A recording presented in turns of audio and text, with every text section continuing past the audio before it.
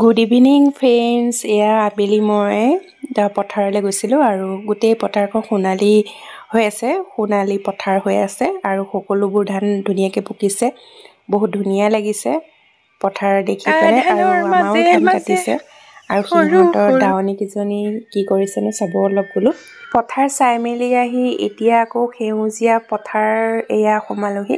তাত বহুতো শাক আছে আৰু আমাৰ সেউজীয়া শাক পাচলিবোৰ ছিজনেবল হয় কাৰণে খায়ো ভাল লাগে আৰু লগতে আমাৰ শৰীৰৰ কাৰণে বহুতো উপযোগী হয়।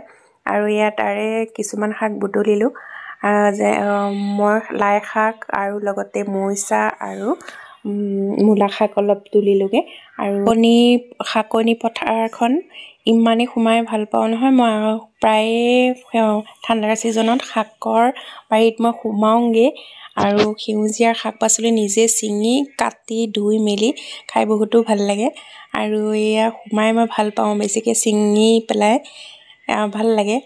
তাৰপাছত এয়া আনিলোঁ অলপ শাক বুটলি। তাৰপাছত এয়া আমাৰ আকৌ এতিয়া আহিল পাৰ্চেল এটা। আমাৰ পমিষ্টৰ পৰা আহিছিলোঁ পাৰ্চেলটো। পমিষ্টক কৈছোঁ খুলি চোৱা পাৰ্চেলটো। তাৰপিছত সি খুলিব চেষ্টা কৰিছে, পৰা নাই। তাৰ দেউতাকে খুলি পেলাই পিন্ধাই চাইছে যে হৈছেনে নাই। ভালেই হৈছে, ইমান বেয়া অহা নাই। মই 4 years to 5 years দিছিলোঁ। তাৰপিছত এয়া পিন্ধাই গৈ চালোঁ, ধুনীয়া জোখৰে হ'ল পিন্ধাই দিওঁতে, কিন্তু সৰু সৰু যেন লাগিছিলে, কিন্তু পিন্ধাই দিওঁতে ধুনীয়া জোখৰ হ'ল। ভালেই আহিছে, ইমান এটা বেয়া অহা নাইকিয়া।